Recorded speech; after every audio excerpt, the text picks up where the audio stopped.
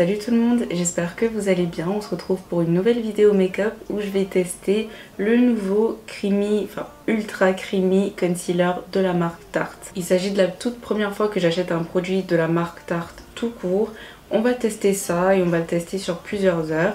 Si ce n'est pas déjà fait, n'hésitez pas à vous abonner à ma chaîne et de cliquer sur like. Et sans plus tarder, je vais commencer la vidéo. Personnellement, je n'ai jamais testé la version originale parce que j'avais beaucoup entendu parler du fini très mat qui a tendance à assécher le contour de l'œil et je savais tout de suite que c'était pas un concealer pour moi. Mais une fois que j'ai vu cette version beaucoup plus hydratante, je me suis dit ok, là je suis prête à tester un produit de la marque Tarte. Je l'ai acheté sur le site de Sephora à 27 € et j'ai choisi la teinte 53N. Vous allez voir que ça ne correspond pas tout à fait à mon sous-ton parce qu'il s'agit d'un sous-ton neutre.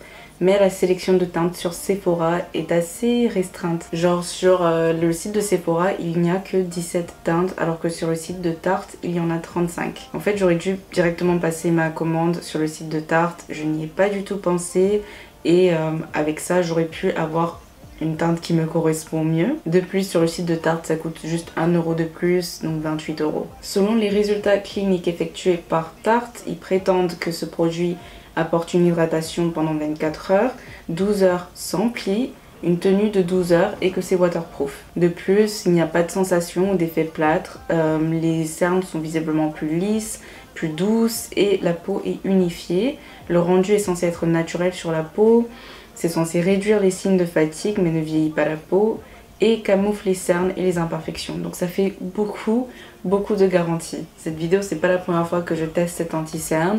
En fait, la première fois que je l'ai essayé, rien n'allait. Cette vidéo est plutôt une deuxième chance pour le concealer Tarte. Je vais déjà commencer à appliquer ma base pendant que je vous parle de ma première expérience avec ce concealer. La première fois, j'ai aussi utilisé un primer qui était principalement hydratant. Et j'ai évité d'utiliser un primer qui floute les pores parce que je voulais voir comment le concealer allait réagir dans ces zones-là. Et je vais faire exactement la même chose aujourd'hui. Ensuite, la dernière fois, j'ai utilisé un fond de teint très couvrant. J'ai utilisé celui de NARS parce que je sais pas pourquoi, j'ai pas tilté sur le mot léger dans la description du concealer et donc je m'attendais à avoir une couvrance plus élevée que ce que j'ai eu. Je n'ai pas utilisé le fond de teint qu'il fallait, qui correspondrait le mieux ou en tout cas qui mettrait en valeur le concealer Tarte. Et ça n'allait pas du tout parce que personnellement je n'aime pas du tout la combinaison d'un concealer à couvrance légère et un fond de teint à haute couvrance. Parce que je n'aime pas ce contraste flagrant entre le reste de ma peau qui est limite sans imperfection parce que j'ai utilisé un produit tellement couvrant et le contour des yeux où on voit encore mes cernes. Parce que justement j'ai utilisé un produit plus léger dans ces zones là. Du coup aujourd'hui j'ai opté pour le fond de teint en stick de Huda Beauty et je vais pas en mettre beaucoup. Ce fond de teint est modulable à la base, on passe d'une couvrance légère à une couvrance moyenne. Et moi j'ai envie de rester dans les alentours de la couvrance légère. Je vous ai rapproché pour l'application, comme vous pouvez voir, donc le fond de teint on dirait vraiment que j'ai rien mis. Et c'est l'objectif.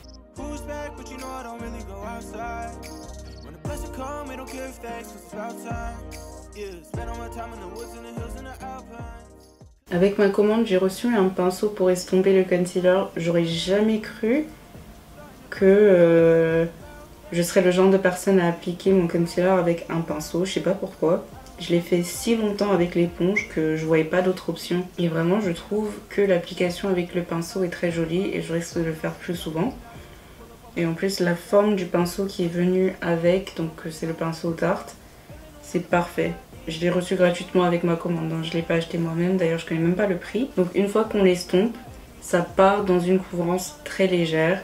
Et c'est pas vraiment modulable, j'ai déjà essayé et ça change pas grand chose quand on rajoute un paquet. Même du côté où je n'ai pas encore estompé, on voit ma peau en transparence. Par contre ça se blende très facilement, c'est comme de l'eau, ça se dissipe très vite. Je vais juste tenter d'estomper ce côté là avec le pinceau parce que je ne l'ai pas encore fait avec ce produit et je veux voir ce que ça donne.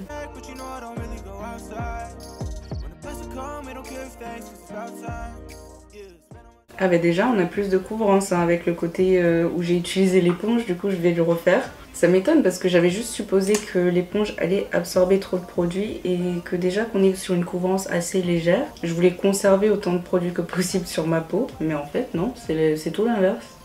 On a plus de couvrance avec l'éponge. Ah ouais, c'était sympa avec le pinceau, mais c'est 1000 fois mieux avec l'éponge. Ensuite, pour fixer le concealer, j'hésite entre deux poudres, celle de Huda Beauty dans la teinte Kunafa et la Laura Mercier dans la teinte Honey Translucent. La première fois que j'ai utilisé ce concealer, ça n'a pas du tout fonctionné avec ma poudre de Kimchi Chic. Au bout d'une heure, j'avais même pas fini de me maquiller que ça partait déjà dans l'iridules. La poudre de Huda Beauty est plus couvrante, donc déjà ça va m'apporter plus de couvrance sous les yeux. Et en plus c'est très jaune, donc ça va me permettre de rattraper un peu ce sous-ton neutre laissé par l'anti-cerne Tarte. Mais la poudre de Laura Mercier est magique, genre ça lisse le grain de peau et ça marche avec tout. Je pense que je vais plutôt opter pour celle de Huda Beauty parce que j'aimerais avoir plus de couvrance là.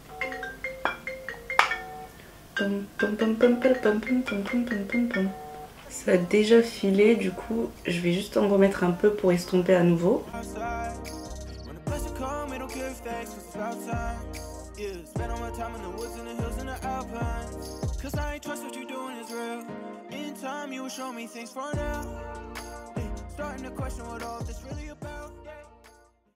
Ça fait un moment que je n'ai pas utilisé la peau Huda Beauty et j'avais oublié à quel point c'était jaune. La première fois que je l'ai utilisé, j'ai pas trouvé que c'était un mauvais concealer.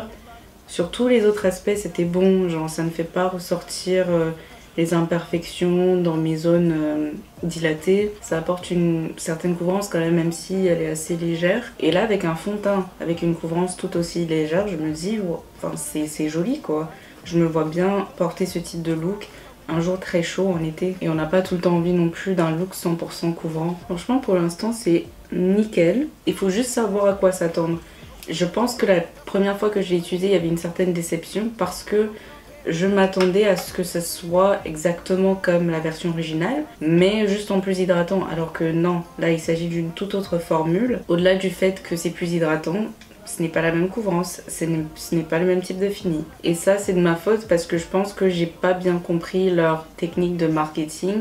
D'après ce que j'entendais en regardant les vidéos d'autres youtubeuses ou en regardant les démonstrations sur Instagram etc, j'avais l'impression que c'était justement le dupe hydratant de la version originale. Alors que pas du tout, il faut comprendre que c'est tout autre chose, c'est un tout autre produit. Who's back, but you know I don't really go outside. When the blessing come, I don't give thanks, cause it's about time. Yeah, spend all my time in the woods and the hills and the alpines. Cause I ain't trust what you doing is real. In time, you will show me things for now. Starting to question what all this really about. We used to bunk it, now I hardly see you around. I don't got time for nobody who's bringing me down. Count up 100 bands with a click. Now I got Rocky Road on my wrist. Now I can lock and load on the shit. Shorty gon' drop a roll cause it's lit. Me and my brothers hang in the cut. Smoking on but we can't get enough. We set a pace we ain't keeping up. Oh yeah, we used to pray for the love, yeah. Now I just get it, yeah. Shorty was mad that I ain't take her out on a Wednesday. All this currency making me sick. Fuck it, this paper I shredded. I get on my tacos at 7-Eleven. I swear to God I ain't going to heaven. I did emotion, I never regret it. I'm digging the vibe and I'm loving the presence. Whose side are you on? She said she on Southside. Who's back, but you know I don't really go outside. When the blessing come, I don't give thanks, cause it's about time. Yeah, spend all my time in the woods and the hills and the alpines. Cause I ain't trust what you doing is real. In time, you will show me things for now. Yeah, starting to question what all this really about. Yeah, we used to bunk it, now I hardly see you around. Yeah, I don't got time for nobody who's bringing me down. Yeah, this year a Petty Philippe, but shorty, no, I cannot fuck with no tic-tac. I'm dripping, I'm sliding on several blocks. I don't want no straight, she got big knots. If I pull up, I'm making a pit. Vraiment, quand je me rapproche, pour l'instant, j'ai l'impression que c'est nickel. Désolée de faire des grimaces, mais c'est seulement en étirant mon visage que j'arrive à discerner si c'est en train de se séparer dans mes ridules ou pas. Donc pour l'instant, tout se passe bien. J'ai encore pas mal de choses à faire aujourd'hui. Il n'est que 11h40. Je dois aller faire des courses. J'ai une autre vidéo à filmer. Une vidéo mode pour changer. Et après, je reviendrai vers vous le soir pour faire une mise à jour et vous montrer à quoi ça ressemble au bout de quelques heures. Et je suis vraiment contente d'avoir pris la peine de donc refaire cette vidéo et de ne pas m'être arrêtée sur ma première impression parce que vraiment jusqu'à cette étape c'est tellement différent de ce que j'avais fait la première fois et je suis beaucoup plus satisfaite. Après à voir si ça tient plus longtemps, mais c'est beaucoup mieux. Bonsoir, voilà à quoi ressemble mon maquillage au bout de 8 heures. Donc j'avais terminé l'application vers 11h40, 11h50, j'arrondis à 12h. Et maintenant il est 20h10. Avant de continuer, je vais quand même retoucher mon front et mon nez qui brillent énormément avec la poudre Banana de la marque Essence. C'est une poudre qui m'a coûté genre 2,50 € que j'utilise pour matifier mon visage quand ça devient trop luisant. C'est vraiment super efficace et instantané. Et ça s'appelle la poudre Banana, mais moi je trouve que c'est plutôt translucide. Parce qu'on voit vraiment pas de couleur. Et voilà, juste comme ça, mon maquillage a l'air tout neuf. En ce qui concerne l'anti-cerne ultra creamy de Tarte, malheureusement ça n'a pas tenu 12 heures sans pli. Bon, c'était mieux que la première fois où après 1 heure, mes ridules étaient marquées. Là c'était plutôt au bout de 5 heures, donc vers 17 h.